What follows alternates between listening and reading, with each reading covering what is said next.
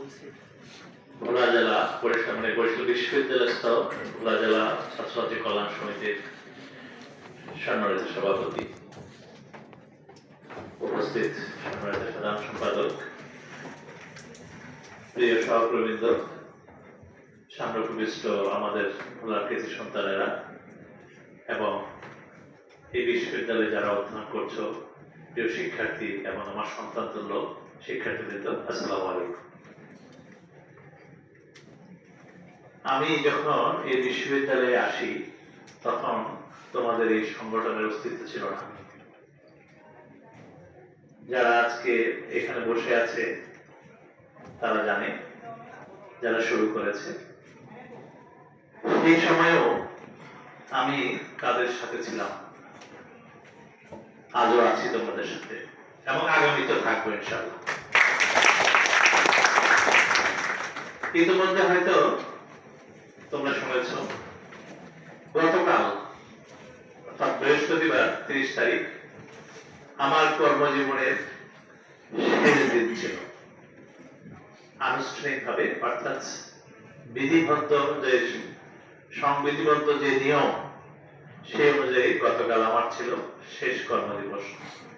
আমাদের বিশ্ববিদ্যালয়ের আইন অনুযায়ী 60 বছর আমরা চাকরি করতে পারি, কর্মকর্তারা, শিক্ষকরা পারে 65 বছর। সেই হিসাবে গতকাল আমার শেষ দিন ছিল।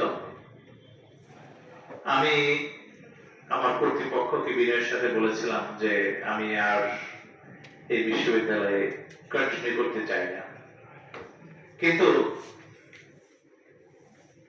কর্তৃপক্ষ আমাকে ছাড়েনি।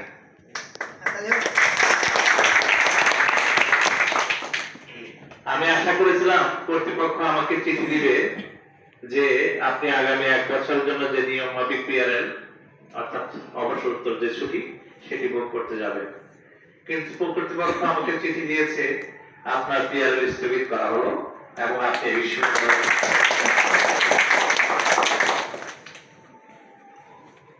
এটি একদিকে আমি একটু মর্মাহত হয়েছি, যেমন পাশাপাশি আনন্দিত হয়েছি। আনন্দিত হয়েছে এই জন্য, এই বিশ্ববিদ্যালয়ের প্রতিটি ইট কণা বালি আমাকে চেনে, আমিও চিনি, কারণ প্রথম যখন এখানে শুরু হয় আমি শুরু থেকেই ছিলাম। সঙ্গত কারণে এই বিশ্ববিদ্যালয়ের প্রতি ভালোবাসা, এই বিশ্ববিদ্যালয়ের প্রতি অন্যরকম একটা টান আমার হৃদয়ে সবসময় থাকে। যেমন টান ভোলার কথা শুনলে, যখনই আমি শুনি এই লোকটি অথবা এই ছাত্রটি ভোলার, তখনই আমার ভেতরে একটি অন্যরকম অনুভূতি কাজ করে। কারণ কেউ যখন আমাকে জিজ্ঞেস করে আপনার বাড়ি কোথায়, আমি কিন্তু একবারও বলি না বরিশাল, আমি কিন্তু বলি ভোলা।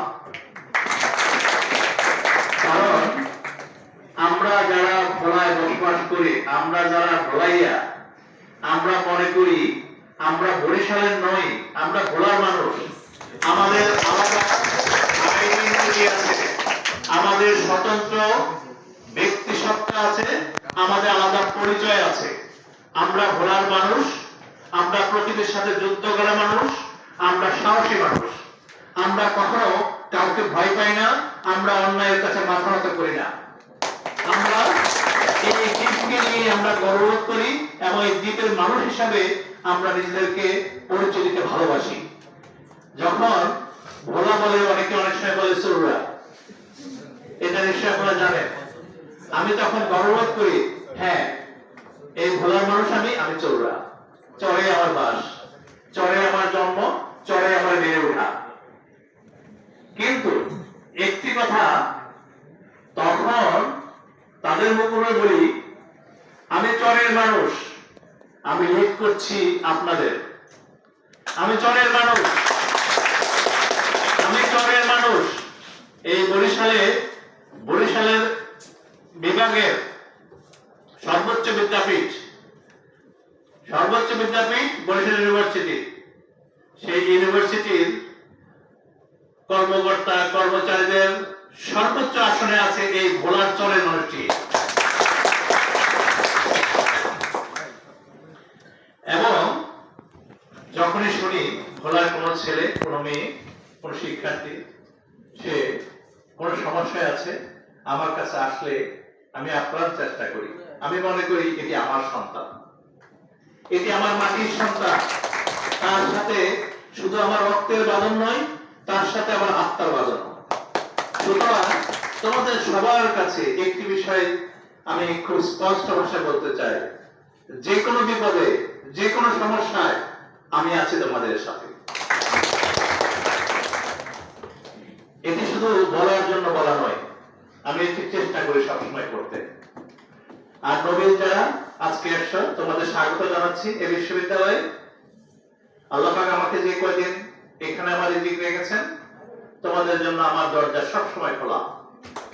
তোমরা যে কোনো বিষয়ে একেবারে সরাসরি এসে আমার রুমে, আমার পিএস আছে, ওদেরকে বললে অথবা আমার পিএমকে বললে হবে যে আমি ভোলা থেকে স্যার সাথে দেখা করতে চাই। আর আমার অফিসে বলা আছে ভোলা থেকে এসছে, ভোলার মানুষ শুনলে যদি 1 মিনিট দেরি হয় তাহলে তোমার চাকরি নেই। এটি একেবারে সত্যি কথা, এবং এইভাবে আমি বলি ওদেরকে। যদি শুনি ভোলার মানুষ কখন আসছে, একটু দেরি করলে এতক্ষণ বসে রাখছে ওকে, কেন বসে রাখলা? স্যার আপনি ব্যস্ত ছিলেন, ব্যস্ত থাকলেও আমাকে জানাবা।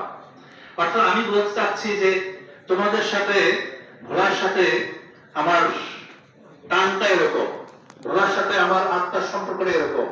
আমি মনে করি ভোলা মানে হলাম আমি মনে করি ভোলা মানে আমরা, আমি মনে করি ভোলা মানে বাংলাদেশ। এই ভোলা বাংলাদেশকে লিড করেছে, এবং তোমরা দেখবা, খেয়াল করো, যখনই যে সরকারে আসুক না কেন, সেই সরকারই দেখবা ভোলার কয়েকজন মন্ত্রী থাকবে, এবং তারা এই বাংলাদেশকেও তারা লিড করে। সুতরাং আমরা ভোলার মানুষ, আমরা গর্বিত। আমরা চরের মানুষ, আমরা গর্বিত। আমরা দ্বীপের মানুষ, আমরা নিজেদেরকে অহংকার বোধ করি যে আমরা প্রকৃতির সাথে যুদ্ধ করা মানুষ, আমরা সাহসী, আমরা বীরের জাতি। তো যাই হোক, আজান দিয়ে ফেলবে। আর ধন্যবাদ জানাচ্ছি আমি আমাদের আজকে এই সংগঠনের যারা নেতৃবৃন্দ আছে, ওরা অনেক পরিশ্রম করেছে। ওরা আমার কাছে বারবারই ছুটে আসে যে কোনো বিষয়ে, স্যার এটা কিভাবে করবো, এটা কিভাবে করবো। আমি চেষ্টা করি আমার মতো, কিন্তু ওদের চেষ্টার কোনো ত্রুটি নেই, ওরা আপনার চেষ্টা করছে। তোমরা ইতিমধ্যে শুনেছ যে প্রায় 4 বছর, 5 বছর এই সংগঠনের কোনো কার্যক্রম ছিল না। এটার মানে কি তোমরা জানো না? এটার মানেও এই আমি কেন, আমি ছিলাম না 4.5 বছর এই বিশ্ববিদ্যালয়ে। এই 4.5 বছরে তোমাদের কোন সংগঠনের কার্যক্রম একেবারেই ছিল না। আমি এসে বলছি শুরু করো, তারা শুরু করেছে।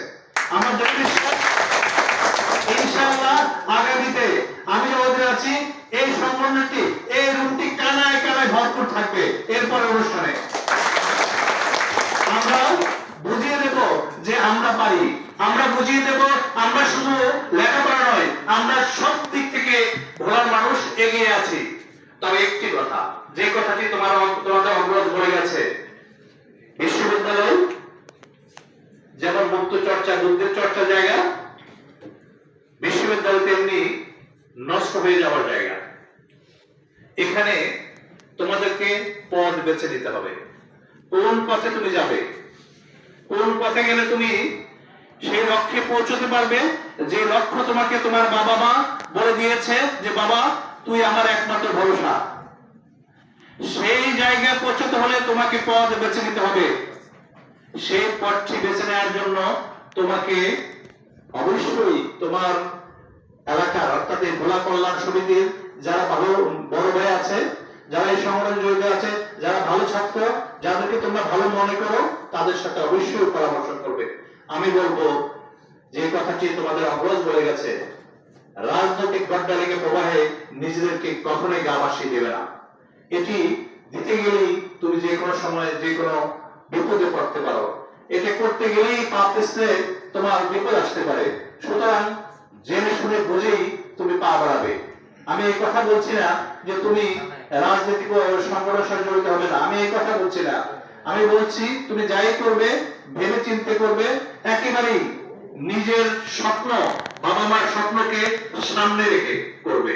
কারণ আমি জানি আমরা ভোলার মানুষ, আমরা আমাদের বাবা খেতে খামারে কাজ করে, আমার বাবা সেই কৃষক অথবা নদীতে মাছ ধরে আমাদেরকে পড়াশোনা করাচ্ছে। সুতরাং আমাদেরকে মনে রাখতে হবে বাবা মার স্বপ্নের যে স্বপ্ন বাবা মা দেখছে, যে স্বপ্ন নিয়ে তুমি বিশ্ববিদ্যালয়ে আসছো, সেই স্বপ্নকে তুমি জয় করবে তোমার লেখাপড়া দিয়ে। আমার দৃঢ় বিশ্বাস তোমরা সেটি পারবে, বিশ্ববিদ্যালয়ে তোমরা সেটি পারবে। এই ভোলাতে এই ভোলা নিয়ে কিন্তু বিশ্ববিদ্যালয়ের একজন শিক্ষক, যদি 2 জন শিক্ষক এখন আছে, শুধু শিক্ষক নয়, এই বিশ্ববিদ্যালয়ের একমাত্র অক্সফোর্ড থেকে লেখাপড়া করা শিক্ষক। আমরা জানি না তোমরা তাকে আমার দিয়েছে কিনা, উনি অসুস্থ, উনি ছুটিতে আছে, ম্যাটারনিটি লিভে আছে। উনি একমাত্র যে অক্সফোর্ড থেকে করে মানে পিএইচডি করে এসেছেন। এটি বলার গর্ব। কারণ এত বড় বিশ্ববিদ্যালয়ে আমাদের প্রায় 250 শিক্ষক, তার মধ্যে ভয় মেয়েতেই কিন্তু সেখানে গিয়েছে। এই বিশ্ববিদ্যালয়ে 200টা কর্মকর্তা আছে, প্রায় 300টা কর্মচারী আছে, কিন্তু তোমাদের ভয় লোকটি কিন্তু 1 নম্বর পদে আছে রেজিস্ট্রার। তাহলে তোমরা ভোলার ছেলেরা, সন্তানেরা কেন এটি মনে করবে না আমাকেও ওখানে যেতে হবে, আমিও একজন শিক্ষক হব, আমিও একজন বিশ্ববিদ্যালয় রেজিস্ট্রার হব। তোমার স্বপ্নটি ওখানে থাকা উচিত, তোমার লক্ষ্যটি ওখানে থাকা উচিত। আমার দৃঢ় বিশ্বাস সেটি তোমরা পারবে, তোমাদেরকে পারতেই হবে। প্রিয় সন্তানেরা, মনে রাখবে পৃথিবী এবং জীবন অত্যন্ত ঝুঁকিপূর্ণ এবং কুটিলতায় ভরপুর। সুতরাং পাপ হলো দেখে শুনে চলবে, সৎসঙ্গকে সামনে রেখে, সৎসঙ্গকে পাশে রেখে। তাহলে ইনশাআল্লাহ তোমরা তোমাদের লক্ষ্যে পৌঁছতে পারবে, বাবা মার স্বপ্নকে পূরণ করবে। আমারও তোমাদেরকে সবাইকে ধন্যবাদ জানাচ্ছি।